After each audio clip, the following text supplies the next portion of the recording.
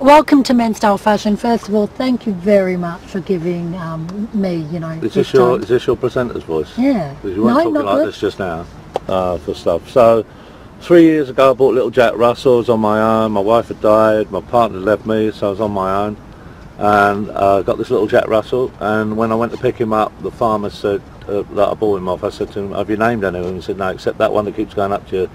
All the other farmers said he looks like me, and I said, what's your name? He said, Dave. So I called him Dave. Still nothing to do with the fashion industry. When I got him home, he kept biting the back of my jeans and ripping away at them like that. And I was going to one of my meetings, I go to Keep Well in AA, and a mate there said, oh, they're nice. Where'd you get them? I said, oh, they're made by Dave. I just made a glib comment. Yep. And then I had I think it was an Oliver Spencer jacket on, and he managed to nip that away here, this bit here. And another mate said, is that supposed to be like that? I said, no, it's made by Dave. So that was it. At the time I had all the legal stuff with the phone hacking I was dealing with the lawyers, wrongful arrest by Essex Police, you know, all my history that I was dealing with, and spending time to get myself well, you know, to get properly well, clean and sober, and mentally well. And so in a way it was a bit of a distraction. I thought sort of fiddling around with, you know, I mean, to think that we'd get to a point where, you know, well, one, to have a gown van, I mean, that's later in the story, and to have stuff with, you know, this started out as a drawing, and that, see the profile there, which is the logo.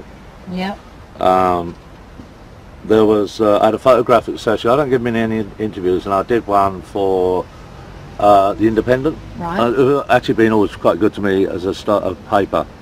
And there was a shot of me in Chiswick Park, just up the road here. And Dave went protected. Somebody came through the woods, and in the Photoshop I drew symmetrical lines around his head, to Jack Russell's head, my Dave's head, and that became the logo. So a factory that just made shirts. They're good. The Turkish they're good at making shirts. You know, make some nice stuff. I managed to get an introduction to the place. Spent 3 days with him, going through stuff, going, I don't like the colour on that one, I don't like that. And he said, who's your designer? I said, I haven't got one. And then after 3 days he said to me, so how many you want? 500, 1,000 of each? I said, can I have one of each? And I had my fingers crossed on the day, but I think he was going to throw me out. Right. He said, well, why? He said, you've been around my factory, you know what it takes to put one of each through the process? So I said, yeah, I'm sorry, but, you know, until I get the brand going, I don't really know. So he posted them over, he sent the samples back for now 2 years ago. Oh, somebody wants me. We'll take that. You get that. No, it's all right, you're fine. I think it's the police. And this country anymore, so everything comes in. There's one jean manufacturer left in the whole country. That's right, yes. In Leicester that makes the Made by Dave jeans. And I went to them, and they're all the sons now of these dads that started these factories in the 60s and 70s, that are famous factories that make, like the factory makes our jeans made for Rapper, they make for Paul Smith, and they do the Made by Dave stuff now. Wow. And I got in the door on my surname, on Barrymore, because these guys are brought up with me. So that got me in the door, and then I was very honest with them. I said, I'm not reinventing anything here. This is a really good branding idea. He said, yeah, we like it. They made their product. When I got them to make the samples, I went to the next factory, listened to whatever they told me. They was talking about jacquard and all these sort of stitching and that, made out to the next factory. I knew what I was talking about. Learning as you're going. So I was absorbing everything that was going on. And I used the model I used to establish myself in my own career, was to be very honest, very open, and no airs and graces, which I think is what the brand is all about, and to take off basically what I like. So these are the ones that are made in Leicester, right? These are the Made by Dave. These are the company that does this? The company that does this is in Leicester. Is that MLM? I can't remember. It's BAV, I know that. And then we went for logos like Oh So Sterling. Right. Just here on the money pocket. And also other little touches like We Give a Jack. So on the creative side I started doing the things like clothes for men made by Dave who actually give a jack. And I thought, if we actually, and like the detail here, all these details, if we actually have everything made in this country, I don't mind where the material comes from, but it has to be made here. If I could achieve that, then I think that's what we'll be all about. So if we make it entirely English and quirky, and I write down to, you know, it's another thing about it, if it ain't made in Great Britain, it ain't made by Dave, and we stick rigidly to that. You know, I went to factories where they said, oh no, we bring part of it in. I said, no, we can't have that. Right. So it bears back to, you know, my experience is I was around originally. I was 16 when Ben Sherman first came out. You know, I'm 61 now. I know, but I was a bit fatter, but never mind. But aren't we all? Exactly. but I was Ben Sherman's originally, so I know. You know, it's not like going like back into, oh, you know, you do see everything come back round again. Yeah. I remember Lacoste coming into business and going out of business. Yeah. Lambretta, the same, and those labels are all picked up now. And Made by Dave, it's got some strength about it. I mean, there wasn't the time in the early days when I would look at it and go, I wouldn't be able to tell you really what was Made by Dave, because it hadn't found its identity. Yeah. But now I can go, that's Made by Dave, that's Made by Dave, that isn't, that is. And it's Can we talk about your knitwear, because I'm loving these. I'm not just saying that. yeah. Do you like this one? You like that one? Yeah, I like that, and also like your jacket as well. Yeah. This is that jacket. This is the finished. I've got this as a sample. I've got Right. This is Harris tweed. Right. Yeah. Obviously, do you know they piss on that? Did you know that the guys piss on it? Seriously, Wow. No. that's true, isn't it? Where's it to set the? Yeah, I mean, it's not pissed on when you get it. I hope not. No. But this, and you can't put that in. You can't put Harris tweed in Right. unless it is genuine Harris tweed. Okay. And this is hand woven. Should go up there just Yeah. by hand. Every that's why it's so expensive. So just to have these trims obviously puts the price of this Wow. up. Yeah, hand woven by Callum McLean. So that will have a name of the guy who actually wove this by Wow. no electricity, no machinery, just by hand. I mean, And they piss on it it's the urine that does something to the seals Seals it. it, Yeah. well. I think proper blokes who like detail, they don't need logos all over here, right? Right. They know on the inside what's going on in here, right. and that's what you're paying for. Like Elaborate. there, we give it like there, like we give a Right. jack. Yep. Yep. And We some, can get this later. Yeah, Yep. yeah, and some of those, like, it's all internal. So you know, I mean, it's great material. This ain't a cheap shirt. It's not the most expensive shirt. I mean, we ain't on full prices and we ain't cheap. But and that's a lot of that is just because we can't dictate the prices at the beginning because we haven't got the buying power. Yeah. But what is You've got to it? remember it's all done on a shoestring. What? Why are men so obsessed with the hidden details? When you're talking to someone that And wants it out there. Yeah, yeah. But it's something I've Well, learned. girls. I mean, you know, I was married 18 years, and Cheryl was all about shoes and bags. Girls about shoes. I was talking to Ross earlier, so you know, you can suss a girl out. If the bag and the shoes are for real, she's pretty on it, or she's got a few bob. Right. You know, and not the Louis Vuitton that comes from Bangkok or the Mulberry and that. You know, I remember saying to my wife once, "Have you ever heard of a budget?" When we were earning good money. When we started earning good money, she looked straight at my Bentley. She went, "Oh, well, we can claim that." It's after she'd done 50 grand in Sloane Street at the weekend, but Right. we were doing quite well at the time. But I would have hoped all shoes and bags, and all her clothes was Strenesse because she was model size, sample size. Yes. So she was, I don't know, she had 4 lettuce leaves and 200 fags a year. Or Oh my gosh. so she was Healthy. thin. Well, she was no, but she did dress fantastic, you know. And she, I mean, a lot of women. There's a bit of giveaway. You lot to couples, and you'll see how long they've been together, in as much as the colour. The girl's got the colour, and the guy's pretty much Got the similarity. similar clothes. A lot of women do lay the clothes out for the blokes or buy for the girls. Not many. You are Victorian. I mean, to me, a relationship, well, what my experience was, me and Cheryl, our money was down, there was no your money, mine, it was all one pot. Right. Yep. Even though she went mental at times, and I mean, I laughed it off. I mean, you know, she worked just after it, if she wanted to spend it on shoes and bags and me on Bentleys, fine, you know. Yes. Yeah. But, so I couldn't begrudge, because a lot of my success was her drive. I mean, I've been very fortunate, and it's not because you're here, that most of the ones that got me before anybody else have been women. They get me, have always got me first. The blokes have dropped in afterwards, either as fans or as management. Right. You know, I just had to come up with the goods on stage when I was doing my own stuff. Cheryl drove everything. It wasn't any one thing that makes it successful. It's a very valid point you're making, because there's a lot of divorces at a huge rate now, and we somewhat, I know I'm digressing here, but I really want to digress how much you want. Is that somehow we seem to think that our partner won't enhance our career, they'll get in the way, and that's also talking from personal experience. Yeah. Well, I don't know that. I know, I'm aware of it, that you know, you just stay there, look after the kids, you know, that old traditional role, and I'll bring the money in, and why do you want to be out working and doing stuff like that when that is so dated now. And really, you know, it's like we lost a couple of kids when we were first married, and she couldn't have any, but when we went to adopt, she turned around to me and said, we're coming away from the adoption agency in Cambridge. She said, you're not doing this for me, are you? And we're driving on my father-in-law, her dad's car. We had no money at the time. Yep. And she's going, I said, why? She said, well, I don't, she said, not every woman has a need for children. I mean, I was a husband, a lover, a child and a career. So, I mean, too much invested in one person. But that's what made her tick and what worked for us. Yes. Yeah. And there was it would never enter my mind that I had to be the dominant person in the role, in the relationship, in as much as, well, I contribute more and that's why we're a success. It was always 50-50. Right, or well balanced. Yeah.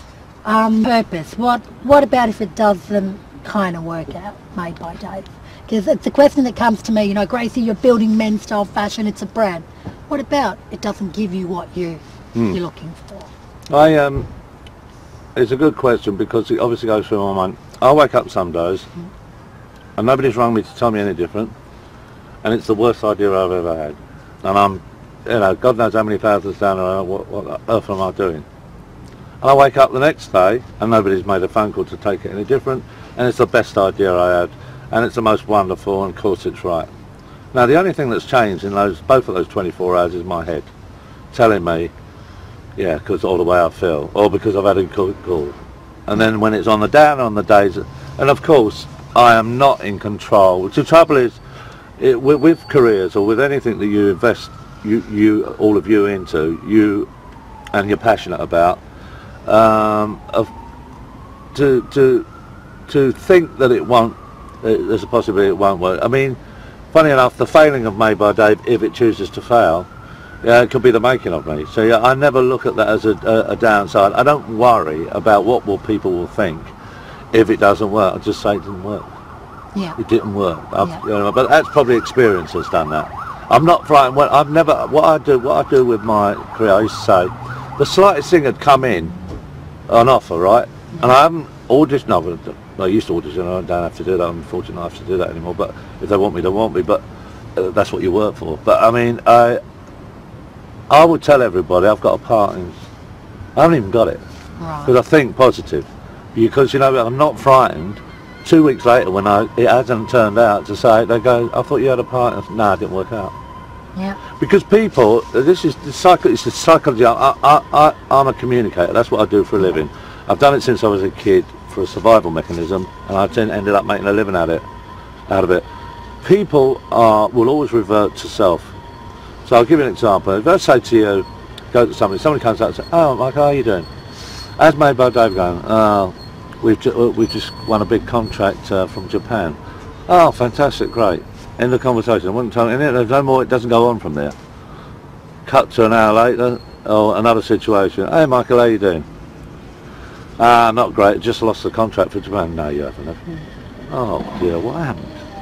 And they'll do an hour on it. Okay. Because unless, apart from those very, very close to you, unless it's about ourselves, unless it's about, you know, that's why with all my what I've learnt from life and no expectation, I don't sit there waiting for the phone to ring. I don't ask for anything in the morning when I say my prayers, when I remember. Yeah. And I keep them very simple. I'm not that religious. Yeah. I just know that somebody else is in charge and not me. And what I was talking to you earlier about when I drive along in the car, saying just put yourself in the day, don't chase your career. And I know I don't ask for anything. I don't sit waiting for the phone to ring. So anything I get is a bonus. Now it's no good me saying that to you now and going, well, I didn't really mean that. I really want everything. Yeah. Because it don't work. No. No. And then, so my expectation, I don't have ambitions, I have goals. I have goals in life. Somebody said to me, oh, if you've not got ambitions, what's your goal? You've done a lot of things. I said, yeah, I've had an amazing life, including the shit. Yeah. I said, but I'm going to pick up Best Supporting Actor Oscar. I said, I haven't got a fucking clue how I'm going to do it, but one or two things will happen. I'll either pick it up or I'll die. And if I die, I won't know I haven't picked it up. So I can't really lose. Yeah. And they thought about it and went, all right. Well, why Best Supporting Actor and not Best Actor? I said, well, that's the business side of it. If I pick up Best Supporting Actor, the next year they ask you back to present, that's 2 bites of the cherry, and you've still got the third year to get Best Actor. Right. Otherwise you get Best Actor straight away. And I said, that's a goal. And I'll move it to one side, and I forget about it. Yeah, yeah. We're in such a celebrity-obsessed society, and I see it within the fashion industry. It's really new to me, and I sit back and I think, what is it about the youth that is so obsessed about TV presenters, music artists?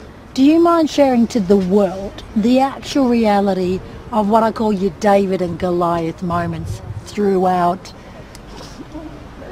being a celebrity, not being a celebrity? Why are we so celebrity obsessed? Because I think it's a false sense of following. Yeah, it is false. It's become that way as well, because what reality TV has done and what things like Britain's Got Talent has done in this country, America's Got Talent, Yep. I mean, it's premeditated, because you can't tell me, they know as producers that they are below par when they put them on, and then they're deriding them in front of the public and making them believe that there's some chance that these people have got virtually no talent, and they're not, all they're doing is filling a gap up in the show so they can make a whole show. And that is sad, because when I did My Kind of People, which was the long before Britain's Got Talent, it's exactly the same show except we didn't judge them. Right. Now we used to have people just come up who would, they'd be lucky to get on telly. They were so bad. But we didn't judge them, and if they were so bad, I'd get involved with them and muck around, and they had their 5 minutes of fame. There was no competition to win. We didn't offer them anything. They just wanted to go tell it was fine. It was done on that basis. Now if you, when you do these programs the way they've got them now, and of course you've got the kids watching it, and they're made to believe that anyone can do it, and it isn't true. And even if you can, you go back over, you just take a little run back over the series of all those talent shows, and name me how many have come through, as opposed to, and probably ones that you were going to go on anyway. They're good for a lift up. I did New Faces years ago as a New Kid on the Block. Right. I didn't actually get that. It gave me a start. I got a live show out of it, but I had to go through the process of learning the business. One, you've got to have something to offer. Right. And what do you think you had to offer? Because a lot of people, this is really, I want to tap into it a bit more. What was it? Your personality? I mean, I think your gift is connecting with people. Yeah, Very it is. clear. It's Yeah, a real. Yeah. It's always been a connection with people. Now, obviously, in the early days, and it didn't happen immediately. It was very intermittent. You know, I'd have a good result on the show. I broke the rules. I broke the rules in television. I was the first one to go across the cameras into the audience when it wasn't lit. And the bosses up said, what's he doing all that for? And I said, well, the people are not stupid. They know there's a studio audience here. It'd be nice to see it's not dubbed. Every time I did shows, I was very honest, very open. If somebody said you can't touch that, I'd touch it. You're innovative. Yeah, innovative. But I did stuff like that. Also, I just had a knife for seeing genuine improv. You know, you get the shows like Whose Line Is It Anyway? Well, they all know exactly what they're doing before they get up there. I mean, really? they want to make us. Yeah, come on. They want to make us believe they've made that up, and he happens to fall in. Yeah, fine, okay. Right. I believe that. I'll show my ass on the town hall steps if that's for real. But I mean, you know, I'll probably get a rip for that now, but that's okay. We can have no, leave it in. We can have a challenge, can't we? And so you do Whose Line Is It Anyway? You don't give me the script, and let's see who ends up with it. They don't know exactly where they're going. They will not just go for it. You and I didn't meet yesterday and say, let's have a run through what we're going to say today. Right. I couldn't do it. No, well, no, but this is happening as it's happening. Right. You've got no list of questions, which is lovely to see for a change. You're not glaring off as I used to in some interviews. In the early days when I was a newborn, I had to do loads of interviews and not have the choice like I do today to pick what I want. And I'd be talking to them like this, right, and they'd be like looking at their cue card for their next, and so, I remember Wogan talking to me once, and I waved like that and said, I'm over here. Well, you know, but that was my choice. understanding your talent And even when you're successful, what about? I never realised all the shit that went with. Can we talk about that? Well, I knew as a kid of 8 what I wanted to do. I didn't realise. I just wanted to get on stage. Right. I started making my friends laugh and with kids at school. I just wanted to get up on stage and perform. Right. That's it. And I thought, if I earned £100 a week, that's it. I made. I didn't allow for inflation, but I was only. This is back in '60s, early '60s. Hold up, 8, 9, 10. Yeah. So then, but you don't realise that with fame comes all this, particularly in Great Britain, there's obsession by the tabloids. Right. For negative press? Negative press, yeah. Yeah. Why? I guess it's just... Or as one editor gave a brief to all journalists, get me anything on Barrymore as long as it's bad. That's not really what you want to be hearing, is it? No. But it is, unfortunate. That's how they're thinking. That's what they're like. Yeah, no, I was talking the other day to someone. I said, look, I'm not frightened to admit my side. And there are times I handed it to them on a plate, off my tits, pissed out of brains, stoned at my head, going, I can do what I want. I was going, I don't know, I'm fed up with being caged in, and everybody around me going, Michael, just stay indoors, just stay indoors, just stay indoors, just stay indoors. Is that why you turned to alcohol? Because you come to... No, I turned to alcohol because I'm alcoholic. It didn't come out late because my addiction, my drug of choice is my work. That's my drug. Success breeds its own unemployment, so you get more money and you're doing less. When I had time to myself, I thought, who the fuck am I? And that's when it started to creep in. So my drinking and drugging started about mid-30s, late 30s.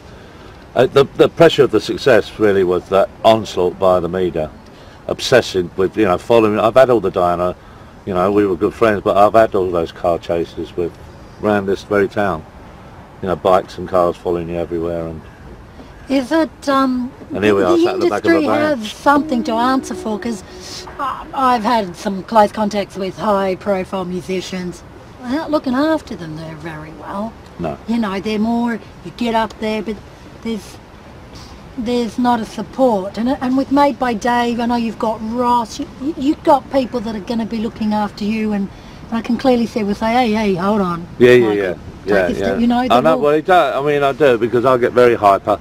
I get very passionate about, but I do, I get on one and I want it all, and I suppose it works both ways, and I go, he's always, so I said, oh, it's just, for fuck's sake, chill out. Because you can get to a point when you're convinced that the world's against you, and when things have been going right, as they have been, and there's a mile to go with Made by Dave, there's a mile to go with it, I know that. Everything starts somewhere. Yeah, everything starts. So I was telling you earlier when I cold called somebody, I said, hello, Michael Barrymore. Oh yeah.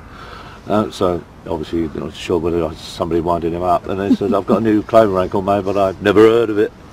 You never heard of Ralph Lauren until it started, did you? And it's all that, oh, it's a new brand, oh, it's all that. So I know, I had it with my own career. And you don't get any harder than saying, I'll tell you what I'll do, I'll become a comedian. In fact, I'll become a really well-known one. What's the chances? Even if you've got the talent.